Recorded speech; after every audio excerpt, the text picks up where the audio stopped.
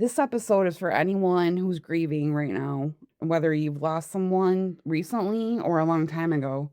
We'll talk about the pain and the heartache that goes along with missing someone. And we'll talk about feelings and memories and the things that help us carry on. And we dedicate this episode to everyone that we've loved and we've lost. Welcome to Tweed Townhall Presents, a conversation about grief. My name is Janelle, and I'm here with my mom, Patty. Hello. And my brother, Jeff. Hi, everybody. And thank you for listening, everyone. The definition of grief is a feeling of deep sorrow. It's also mental or emotional suffering or distress caused by loss or regrets a person may have. We want to talk about our first experiences that we've had with grief. Mom, do you want to start with your first experience? I was only, I want to say, 2 years old when my father's mother passed away. And they lived in Buffalo, New York. And my father said, we have to go to her wake. So here I am, a little toddler. The wake was at her house in Buffalo. That's interesting. And I remember, it was one of those shotgun homes. Things were done a lot differently back then. Yeah, back then they had weeks and houses. Yeah, so we walked through the kitchen into the dining room and then the living room. And there she was in her casket. And all I could think of was, wow, I'm a 2-year-old, around 2 years old. So you have vivid memories of that time? I remember that happening. And then I went out on the porch with my cousin, and then we talked with my uncle. And then later on in life, when I was a lot older, I was probably 10, when my mother's mother passed away, I was more aware of what was happening in life. And her mother passed away, my grandmother passed away on New Year's Eve. Mm-hmm. And I felt the sadness rough. my mother had. Oh, because everybody's always happy around New Year's Eve. They're partying and that. So she had to go on the train to Indiana.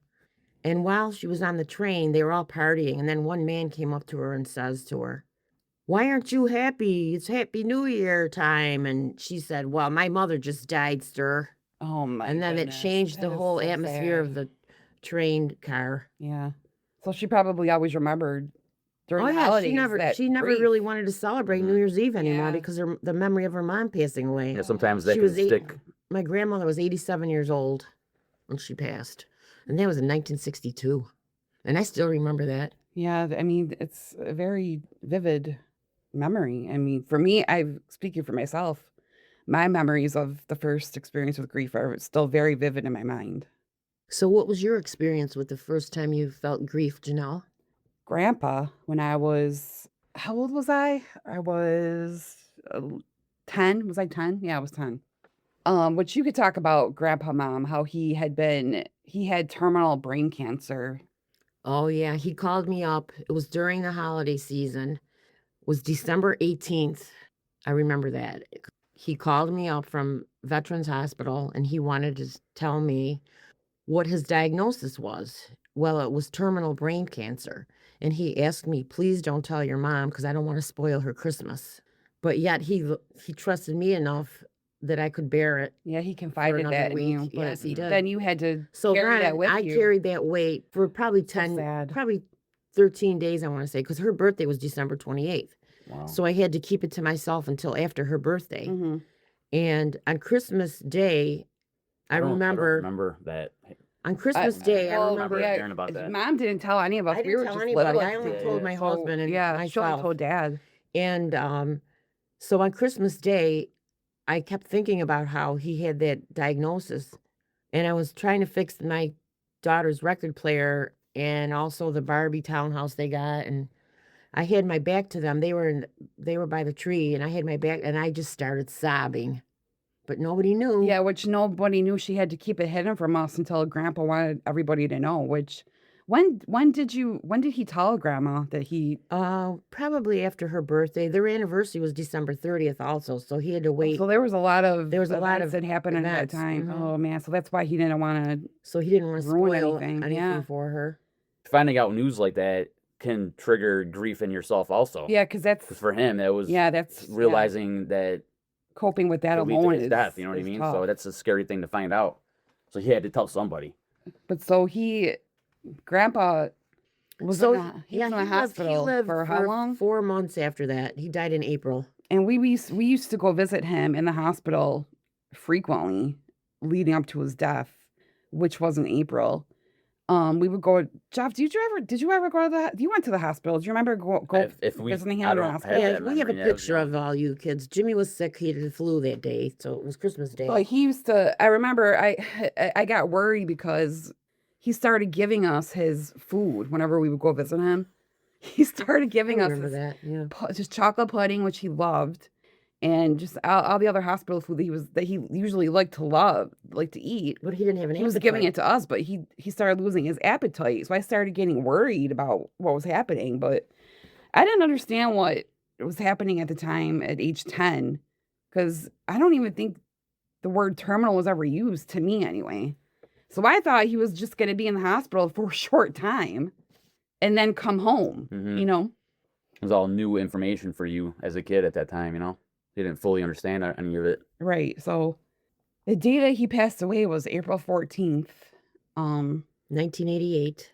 Us kids had just gotten home from school, and Mom and Dad, you weren't home, and we were wondering where you guys were. And me, I was singing, which all you guys out there might know, Tiffany, who was very popular in the 80s. I had a karaoke machine at the time, and I was singing like the entirety of her album on my karaoke machine. And I was singing, I remember vividly singing the song Could Have Been. So, and then my brother started wrestling, like play wrestling.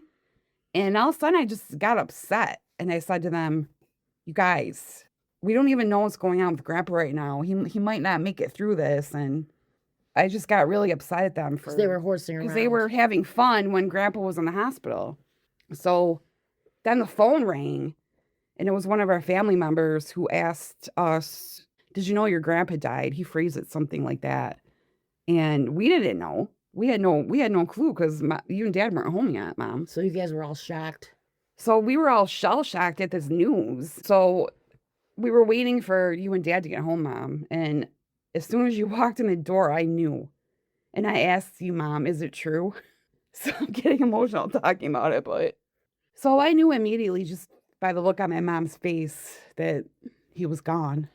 But I'm going to take a little break from talking about this for the moment, and Jeff, you can talk Well, about my first experiences with grief is I don't have as much detail of a story because I was only 5 years old for me, but it was all the same grandfather that passed away, and then again when I was 7 years old, our other grandfather passed away.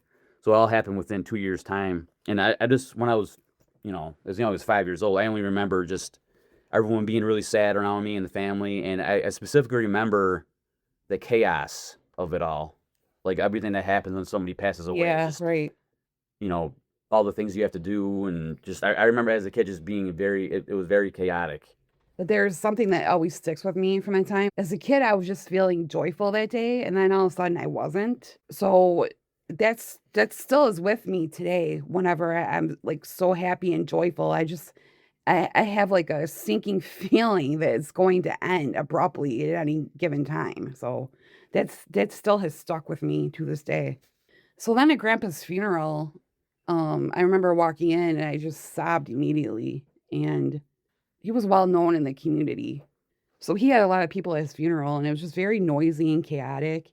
And I remember at one point I was up at the casket, and someone came up behind me, Mom, you might remember this, and they asked me if I was okay. And I broke down Sometimes sobbing just immediately. asking somebody if Yes, they're that- okay, it really That brings does out it. Yeah. But all the emotions. Grandpa was in front of me. I was in front of his casket, so I just leaned down on Grandpa, and I was just sobbing my eyes out. I'm sure And I was everyone inconsolable, you know? I'm sure everyone out there probably has a similar story to that, And, like when somebody asks you if you're okay in a Yeah, situation like yeah, that. that's like, I feel like that's definitely a trigger question. Which I don't think Are you I don't okay? think I don't think it means you shouldn't ask that. Exactly, You just have to yes. expect Right, that and right. be okay with letting those emotions come out, you know? Yeah, but I was sobbing on Grandpa, and one of our cousins came up behind me and started caressing my hair and just comforting me. And I was so upset, and I just cried and cried. And that was my first experience with grief. It was very intense because I was close. We were all close with Grandpa. I want to touch on something with the story you had with the train. Well, who was that with the train again? That My mother was on her way to Indiana to go to her mother's funeral. And when she said who It was had New just Year's passed away. Eve. Well, the man on the train asked her, "Why aren't you celebrating New Year's?" Yeah. She said, "Because my mother just died." Yeah, so that brings up a point where if you're ever in a situation where somebody's acting like a little bit abnormal or doing certain things that you don't think they should be doing, it could be because they're dealing with a loss and they're in the grieving process. So Show you kindness. show kindness and just try not to be so judgmental about people when you see them doing certain things, because you don't ever know what someone's going through. Well, that brings up a point, Jeff. When Dad passed away, do you remember what happened on the way to the hospital with the driver in front of us? Oh, with me and you?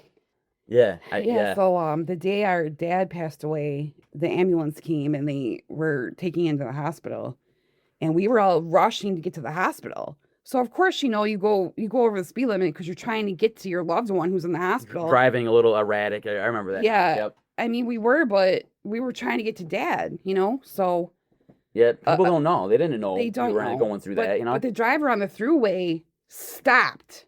Like, he stopped out of nowhere. And I just remember saying, "Really, dude? Right now you're doing this?" Because he had obviously no idea what we were trying to. They were trying to get to our father, but that brings up a good point. Like, you never know why people are doing the things that they're doing. They might be going through something. Whenever an ambulance goes by, stop for it, because I know it's the law, but the ambulance driver told me that while he was on the way to our home for my husband, he couldn't get here in time because the traffic wouldn't stop for him. So do you guys want to talk about real quick the 5 stages of grief? We already defined grief in the beginning, so everybody in their life has probably talked about this at some point. So we'll just quickly go over it. So the 5 stages of grief, which are all done on your own time and not always in the same order, and it's different for everybody. No, they're so, never in the same order. So just listed, just for the sake of ordering them. Denial is the first one, which is usually temporary, but it could be a little bit more long term. And it's hard to believe that the loss is real. Yeah. Anger, which because of the shock and the feelings of like hopelessness and lack of control over the situation. Then bargaining, which you might ask yourself, like, why did this have to happen? And you might go over with, like, in your head, like, what if certain things were different? Like a person could say, if I only had done this. Yeah, like the what if scenarios that you go through in Right. your head and with people you talk to about it with. And then, of course, depression, which it can also be temporary, but it also can become more long term. And then final. So I want to say about that, Jeff. What? Depression usually comes with like a feeling of sadness, and that's not a sign of weakness. It's a natural part of grieving, that when you really feel the absence of what's been lost. Yeah, so just realize that it's definitely Right. not a sign of weakness. No. It's part of the process. Everybody goes through it. And then final stage is acceptance, which is just being more okay with the loss and learning to live more joyfully with the loss. Right. You've come to the reality that there was a loss. Yeah. Back to the anger. People feel frustrated because they're expressing the pain that's underneath.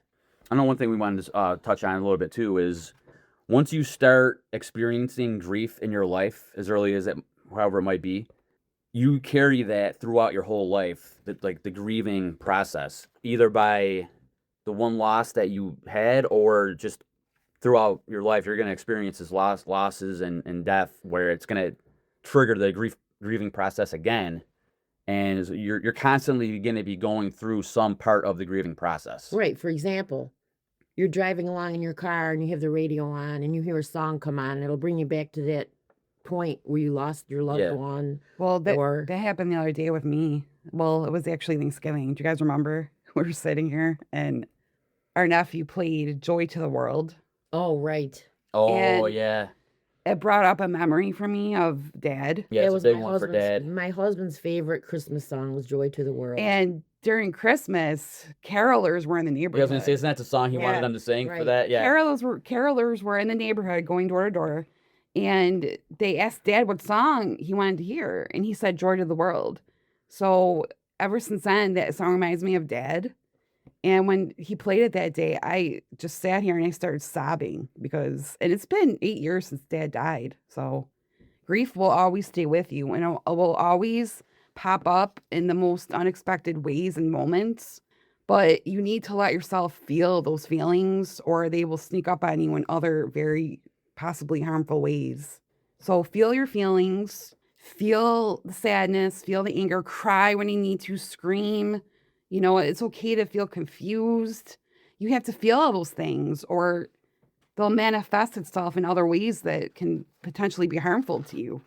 Sometimes it does get to a point where it is more serious, where it might get to the level of having a disorder. And so if you notice you're having a hard time continuing normally with work, relationships, daily living, that's when you should maybe consider seeking out professional help.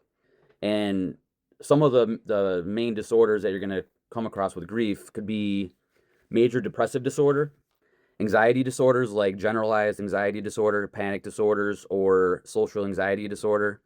There's one specific that I actually never heard of. I don't know if you guys have, but the PGD, which is prolonged grief disorder, which Yes, it's I've never heard of essentially that. all the same feelings you have with grief, but they're just prolonged.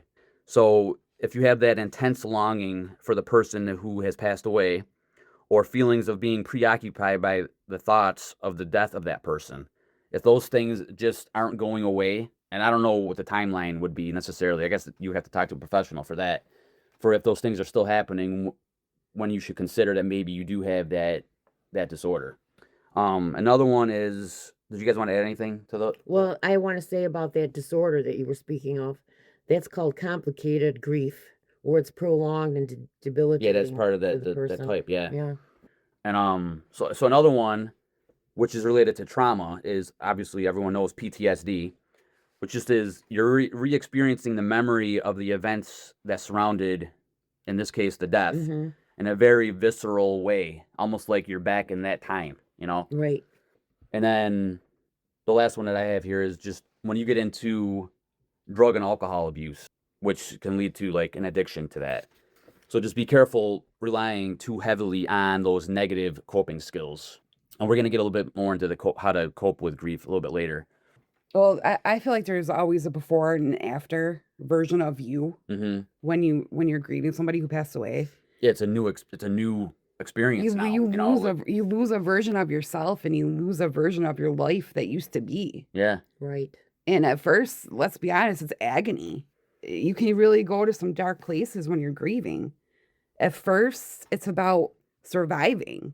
If you could just do the basic things for yourself, you know, that's enough in the beginning. So I want to talk about the many types of grief there are. The first one is normal or uncomplicated grief, which is a typical reaction a person has. The next one is anticipatory grief, which is before a loss. So you're wondering, what could happen, or Probably most common Wor- with like when you're people that worrying about things. certain loved ones, either your parents or friends or family, that if they're getting older, Right. like you might start thinking about Yeah. that kind of thing. Okay, the next one's disenfranchised, which is an unacknowledged loss, like a pet or a non-traditional partner. Complicated is prolonged or debilitating.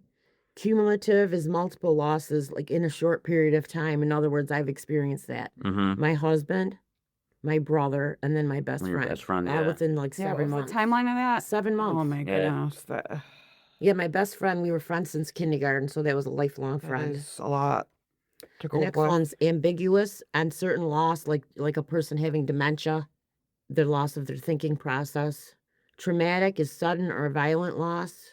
There's delayed grief. There's exaggerated, which is overwhelming reactions leading to self-destructive behavior like substance abuse.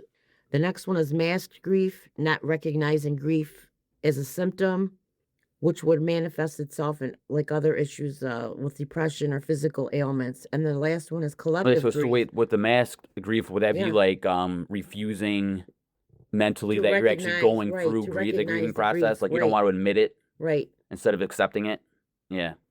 The last one is collective grief, which is lost in a community. I want to talk about how grief and joy can coexist Mhm. in the same space. Yeah, that's ultimately the last stage of grief, is making that realization, and you start living that way. Yeah, don't feel like you can't still feel any type of joy, or like you can't laugh, Or like you laughter is the best can't- medicine, guys. Yeah, you have to laugh. you have to find moments of levity when you're grieving.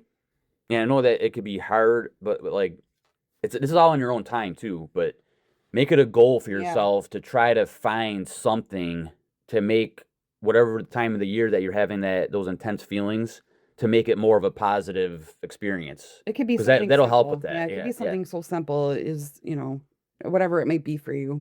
When our other grandpa passed away when I was 12, because we lost both of our grandpas in between a 2-year period. Mm-hmm. The whole family, which on that side of the family, our family is Wasn't that a huge. Saturday?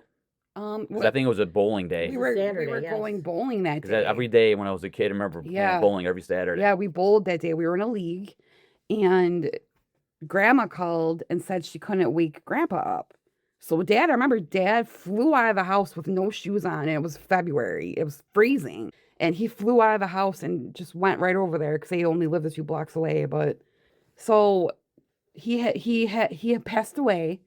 But there was a point where we were over Mom's house, and our family on that side is huge. So our family was our house was filled up with lots of A people. lot of like people were here. 40 people.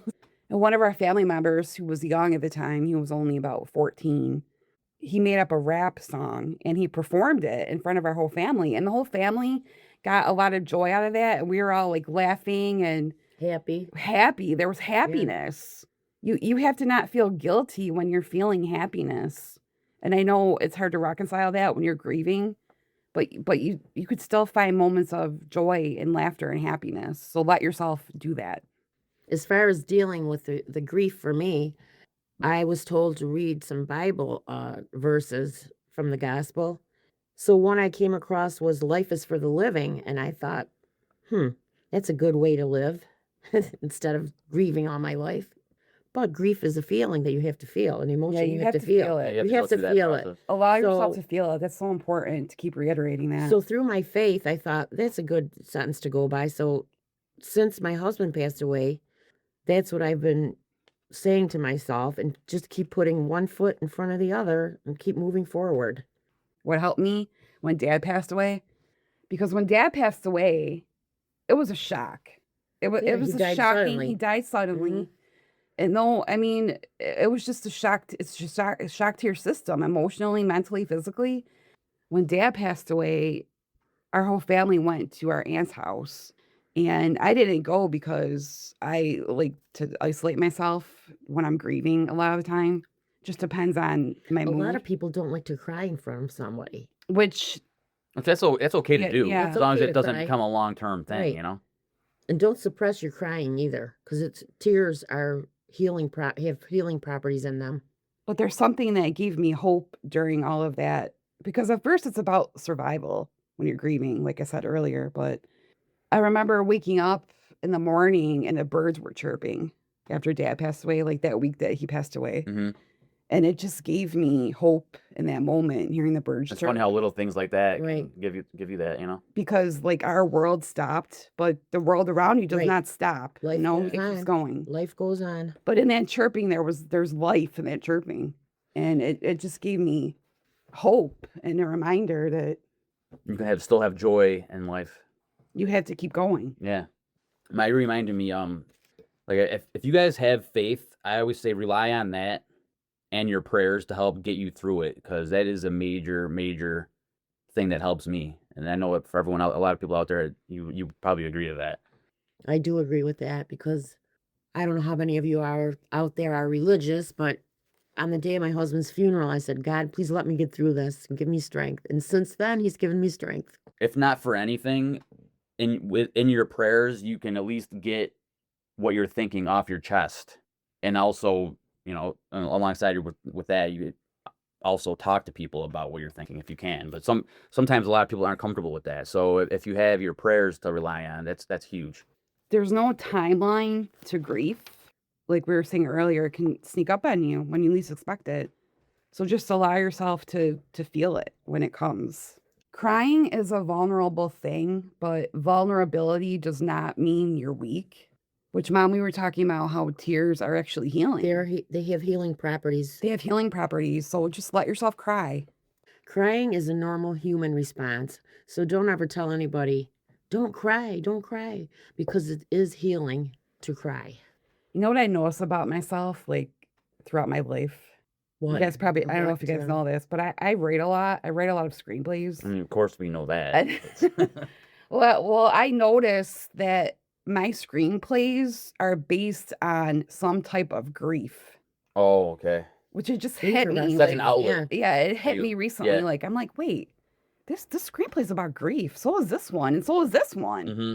So I've noticed that it comes through in my writing, which I didn't even notice that until recently. Well, that's therapeutic. That's interesting. Yeah, so you're constantly learning things about yourself throughout the grief journey. Let's talk about the very first days, hours, weeks after you lose a loved one. That week is just like, I mean, even longer than a week. It's just like you're in a fog. The strange you know, feeling. Yeah. like you're in a different. You are in a fog. You are. I mean, I don't even know how to describe it. It's just like It's part of the adjustment process, I think. It's Just part of healing. you feel like a You have to go zombie. through a You fog. feel like a zombie. Like you feel like you're just not I feel like you're living in a different world, I'm you know? having a hard time finding words to describe it, but I mean, that's all.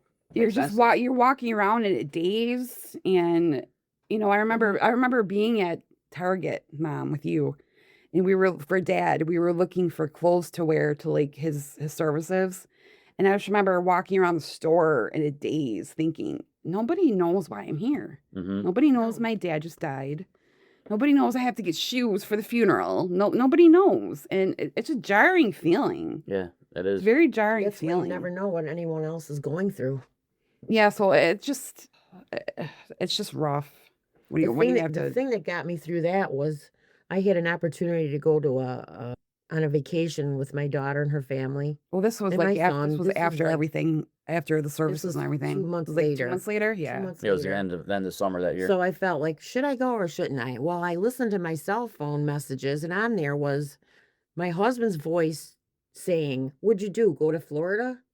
Oh yeah. And Oh, I- yeah, yeah. I was shopping. It's like a sarcastic Yeah, it was response to like her sarcastic. not Yeah, answering the phone. You found a I voicemail found on it your phone from afterwards. Dad. How uncanny How- is that? and I- wow. At that point, I I realized forgot about that. I do need to go to Florida. It was like because Dad talking to you it from was beyond. he was telling Yeah. me to go. Go ahead and go. So I did, and all the way there we drove, and all the way there I was in a fog. I just felt like I was in another world. but did But that, at the same time, Yeah. it was a good thing for you to do to get away, Right. to help did with it, your did it cope. help I you know, had- release like that has fog a to little cope. bit? So as we stayed for a week on the ocean front, and on the way home, I said to my son, because he drove us, you know what, Jeff? I think that fog that I felt has lifted because I was so peaceful and relaxed. Yeah, especially Dad loved the At the ocean, ocean too. front, I know, Dad at the loved the ocean front. ocean. So I didn't feel that fog anymore. So I was able to heal that part of me then. You know, when we used to go on vacation, Dad would just sit on a balcony, just soaking Watching up the the waves. ocean and Yeah. watching the waves, and yeah. yeah. So you have to Yeah, do he things loved for that. yourself He did. too in order to heal. You know what? I had to say also, I don't know if you guys can relate to this, that after Dad passed away, I still kind of can't say it. Dad died. Like I had a trouble saying died Oh, a lot of people have Mhm. that trouble. because I just couldn't accept it. And I still to this day, and it's been 8 years, I can't. I'll say when we lost him or when he passed away, I just can't say that word died. Do It you- does you sound guys- weird. Final- It sounds weird for final a It's word. word. very, there's yeah. a finality to Right. it that is just so upsetting to me. So I can't Yeah, say it a lot of It took me a time. long time to be able to talk about it to people also. It still feels weird to say it. It does feel weird, and it always will probably. And one other thing is, I used to try to not cry when I was sad or, but you can't do that. What Let your age, what feelings age out. was that? Um, Was it before you realized that it's okay well, to cry? Like, or are you there's just been trying to? situations where you're in a room full of people and they're like, "Oh, don't mention this or that. She's gonna get upset." I don't agree with that. I feel like you should talk about your loved ones whenever you can. Mhm. Right. It doesn't matter if you get upset or, you want to cry. Do it. I find that a lot of people feel this way. If they see somebody else crying, they feel uneasy about it. Yeah, true. And so they don't want to see anybody else crying because maybe it'll bring on their tears. Well, seeing people vulnerable makes you vulnerable Mhm. too. But you can't think that if you cry that you're a weak Some person. people it's some people don't like It's that just the feeling. Yeah, opposite. it's healthy to cry. Yeah. Exactly. But yeah, I want to get into this. We're going to talk about how to actually cope in a minute, but I want to read something that I saw on Reddit. I have to give credit to this Reddit user. His name was G Snow. He wrote something that is very powerful about how to describe grief, and I just want to share it. He says, "All right, here goes. I'm old. You know what that means is that I've survived so far, and a lot of people I've known and loved did not. I've lost friends, best friends, acquaintances, coworkers, grandparents, my mom, relatives, teachers, mentors, students, neighbors, and a host of other folks. I have no children, and I can't imagine the pain it must be to lose a child. But here's my 2 cents. I wish I could say you get used to people dying. I never did. I don't want to. It tears a hole through me whenever somebody I love dies, no matter the circumstances. But I don't want it to not matter. I don't want it to be something that just passes. My scars are a testament to the love and the relationship that I had for and with that person. And if the scar is deep, so was the love. So be it. Scars are a testament to life. Scars are a testament that I can love deeply and live deeply and be cut or even gouged, and that I can heal and continue to live and continue to love. And the scar tissue is stronger than the original flesh ever was. Scars are a testament to life. Scars are only ugly to people who can't see. As for grief, you'll find it comes in waves. When the ship is first wrecked, you're drowning with wreckage all around you. Everything floating around you reminds you of the beauty and the magnificence of the ship that was and is no more. And all you can do is float. You find some piece of the wreckage and you hang on for a while. Maybe it's some physical thing. Maybe it's a happy memory or photograph. Maybe it's a person who is also floating. For a while, all you can do is float. Stay alive. In the beginning, the waves are 100 feet tall and crash over you without mercy. They come 10 seconds apart and don't even give you time to catch your breath. All you can do is hang on and float. After a while, maybe weeks, maybe months, you'll find the waves are still 100 feet tall, but they come further apart. When they come, they still crash all over you and wipe you out. But in between, you can breathe, you can function. You never know what's going to trigger the grief. It might be a song, a picture, a street intersection, the smell of a cup of coffee. It can be just about anything. And the waves come crashing. But in between waves, there is life. Somewhere down the line, and it's different for everybody, you find that the waves are only 80 feet tall or 50 feet tall. And while they still come, they come further apart. You can see them coming, an anniversary, a birthday, or Christmas, or landing at O'Hare. You can see it coming for the most part and prepare yourself. And when it washes over you, you know that somehow you will, again, come out the other side. Soaking wet, sputtering, still hanging on to some tiny piece of the wreckage, but you'll come out. Take it from an old guy, the waves never stop coming, and somehow you don't really want them to. But you learn that you'll survive them, and other waves will come, and you'll survive them too. If you're lucky, you'll have lots of scars from lots of loves and lots of shipwrecks. And that's it. And I thought that was a very profound way to describe grief. It's a really good telling of it Mhm. as a whole. That could have been our whole podcast episode right there. I know, I Just reading the Reddit story. I Jeez. just think it's so true and so beautiful. Is a shipwreck is a good way to describe it. A major thing that he touches on is the human experience. And we all just, have to accept it and know that grieving means you loved and you had some amazing memories with somebody. And that's why it hurts so much. And that's why you're going through Right. the process of that. Grief is a natural human emotion that everyone will experience. 100%. Okay, so everybody has different coping skills, like specific things everyone does. But to kind of like summarize what can help you, I came across something called the 3 C's, and they are choose, connect, and communicate. Choose just pretty much covers picking your own pace on when you start doing things again, like the different activities that you do to help you get through the loss, and realizing that it's okay to skip traditions if they're too painful. Like a lot of times you don't want to get together with family and friends on a specific day if it reminds you of the loss. So it's okay to skip things, but also try to stay active because being active definitely helps. Do you guys want to add anything to that? That first part? definitely is true. You have to keep busy. And so the next one is connect, which just avoid isolating yourself, talk to people. Which is what I do. I isolate myself. Which, I mean, it is okay initially It's at first, healthy but to a just, certain extent. yeah, just try to, Yes. like, Yeah. not let it take, go on for such a long time. Right. Listen to shared experiences, which is huge. Just by you'll get that from Talk talking it to people. out. Yeah, talk it out. And always remember you're not alone. Just you always have the option to connect to somebody, even if it's online, like just messaging somebody online. Well, yeah, I was There's going to always that mention there's a lot of support groups on Facebook that I'm actually in myself that are about grieving. They're helpful because you just get support from other people that are going through the same thing. So if you look up grief support groups on Facebook, join them if you need to, because they do help. That touches on the last one, which is communicate, which is talk to trusted people and be honest about how you're feeling, and don't avoid any support that you can get, and just realize there's a lot of options out there. And try to have healthy coping skills. It's very important. Yeah, we touched on that, the coping skills in our last episode, but that's always, coping skills are going to be brought up a lot during these episodes because they are huge. If you feel that it's too overwhelming, you should seek professional help via a grief counselor. Just don't do it alone. And also the grieving process is, as you all can imagine, is very different for all the young people in our lives and your children.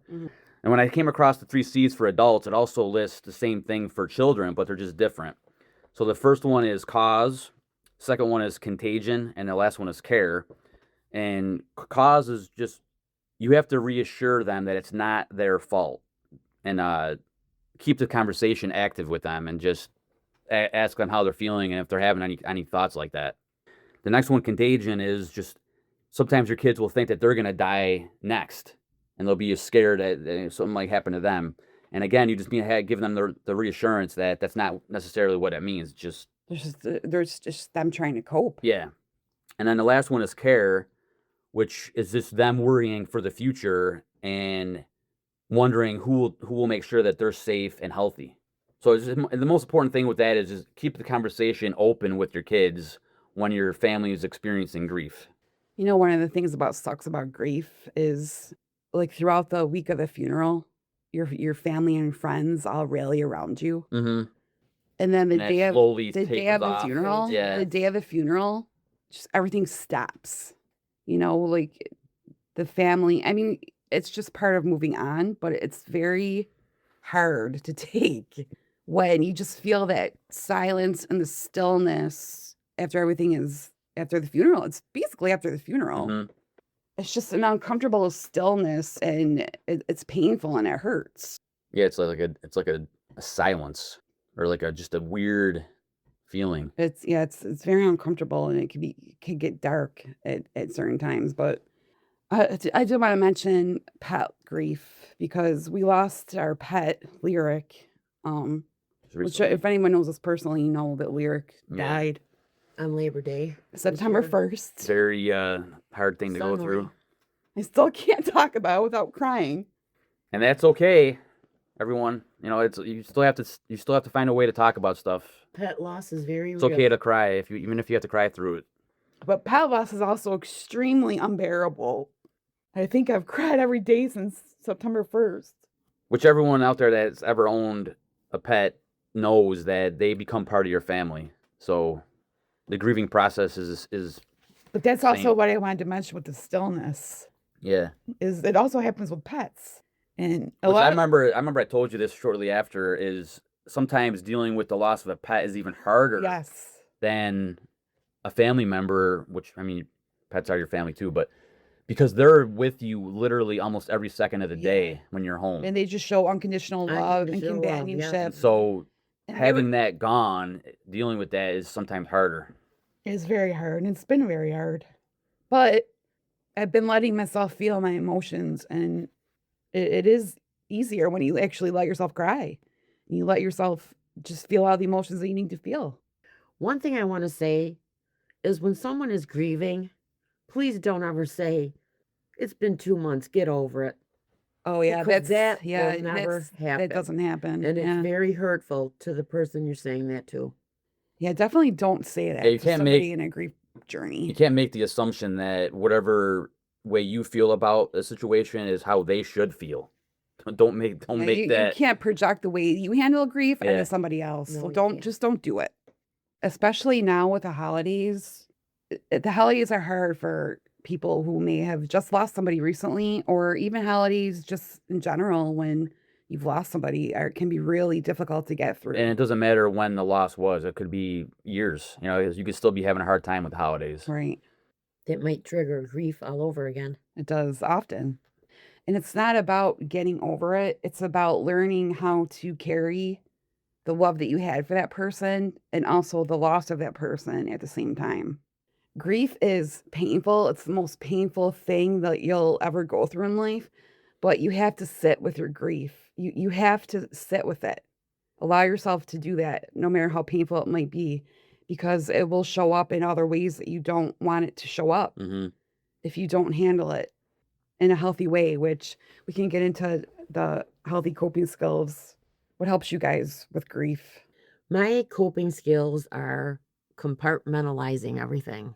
So I put this in that box, this in that box, this in that box. I got that from you. You 'Cause I got- can compartmentalize really I well. do that all the time because I have to get through life that way. And also Yeah. prayer and having faith. Yeah, Huge. Speaking to my friends. That's one thing I didn't mention in the last episode was prayer. Yeah, That's a huge coping skill for me. A shout out to all my friends out there that know all my issues. yeah, right. Well, It- just having really strong faith too. Yeah. Faith faith That's and a big prayer is one. important That's for a me big one. also. And Every also day I pray. creativity is always going to be my go-to coping skills, whether it's music, writing, anything along those lines. Just helps me get through. So just find whatever helps you get through, because that's what it's all about, is just being able Go to for a cope and walk. get through it. And yeah, go for a walk, get out in nature. Exercise. Yeah, right. Nature's huge, like for a lot of people. I know that. It definitely is for me.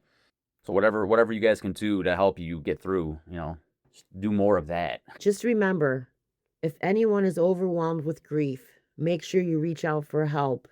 If you have to call 988, which is an emotional hotline, you can talk to anybody if there's no one else around.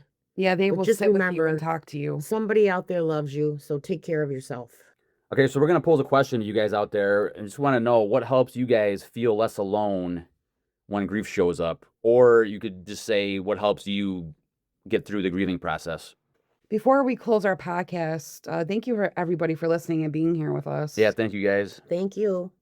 I just want to say to just make sure that you appreciate your loved ones when they're here and don't take them for granted. We get caught up in routines and distractions, or we worry about the future and assume that there's always going to be more time. But I mean, time is precious, So the moments that you share with your loved ones, the laughter, the hugs, the conversations, all of those things, even the arguments, are all gifts, because it's time with that person. And that time is fleeting. So once they're gone, no amount of wishing they were here is ever going to bring them back. So just appreciate the time you have with them when they're And I'll just here. add to that is never be afraid to reach out to somebody you haven't spoken to in a while. If Right. you have them and Yeah, if they're just on your mind for whatever reason, reach out to people. Yeah, if you take don't- anything from this podcast, let it be that. Reach out to somebody that 'Cause like maybe you haven't spoken to in a while. Yeah, like you said, everyone gets too busy and caught up with their day-to-day. Yeah, the busyness routine of and life just- yeah, catches like- up to you. Thank you, everybody, for being here with us for this episode of our conversation about grief. We know the holidays are coming up, so we hope that you have a joyful holiday and spend it with people you love.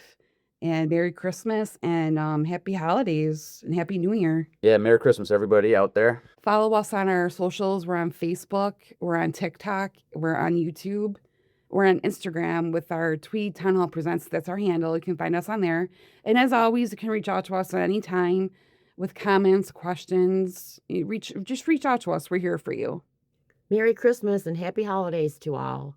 Remember to take care of yourself, take care of others, and take care of the ones you love.